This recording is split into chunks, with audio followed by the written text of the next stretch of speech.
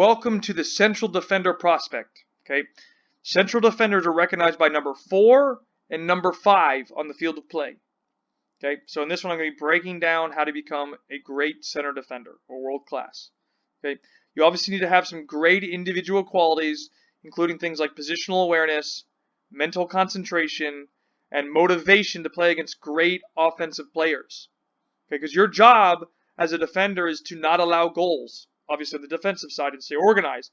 On the attacking side, is to build plays from the back, right, or to progress the ball forward, really. Okay, so I'm going to show you some great content that you can see to help you understand offensive, defensive, and world-class qualities of a top center defender, right? So offensively, you need to have confidence to start and build plays from the back, right? So again, similar to a goalkeeper, we don't want to just boot the ball long. We want to be able to have and build possession from the back, especially if you want to play at the highest level in the world. Capable of playing penetrating passes between opposition players. So this means also breaking lines of pressure. So for example, the center back being able to play the ball into the attacking midfielder or the striker on the ground by penetrating the ball through players. Very good quality of a top center back, being able to do that. Capable of switching the point of attack with long diagonal passes to bombing on fullbacks, which are defenders, or the wingers. Right? So for example, the right center back being able to play a diagonal ball out to the left wing. Crisp and perfect. Driven is probably the best way. Okay? The ability to carry the ball forward with available space, or if an opponent is pressuring. So if you're being pressed, can you dribble the ball forward and break that pressure? Virgil van Dijk is somebody that's phenomenal at doing this, being able to break pressure like that. You need to have confidence to play 2v1 against an opposing attacker. A lot of teams will pressure with one striker to try and initiate the press and where they're going to try and squeeze the play. You need to be comfortable and maybe maneuvering the ball to get away from this opponent to play 2 versus 1, or creating an angle to receive this. Okay?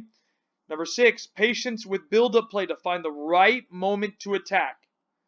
Just because the player in the back, the center back, has the ball doesn't mean we need to rush it forward. You can take time and be patient to find the right moment to penetrate or play forward. If it's on, it's on. If it's not on, recycle and keep the ball. Okay, defensive qualities of a top center back. Obviously, again, similar to like the goalkeeper, leadership. The ability to command and organize a team because you can see almost everything.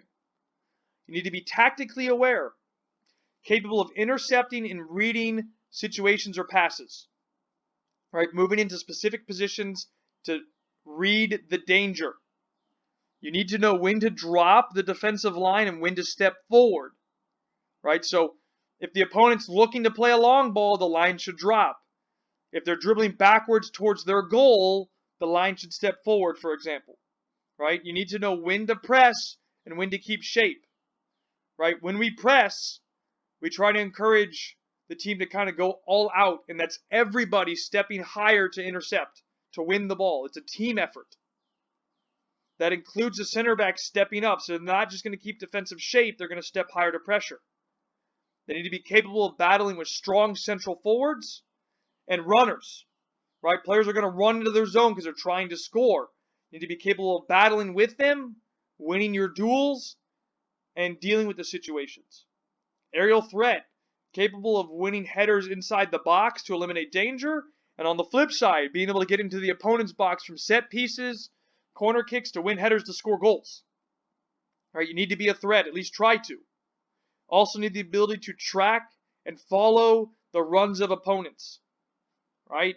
And that could also mean passing them on. So if you see an opponent in your zone, you have to be able to follow and track them. If they move out of your zone, this is where the leadership comes in. Communicate with your teammate, whether it's the fullback, the defensive midfielder, or the other center back that the player is moving into your position, or to their position, rather. Okay? Now, 3 world-class qualities. You need to be confident with the ball at your feet. You need the ability to play penetrating passes between opposing lines of pressure.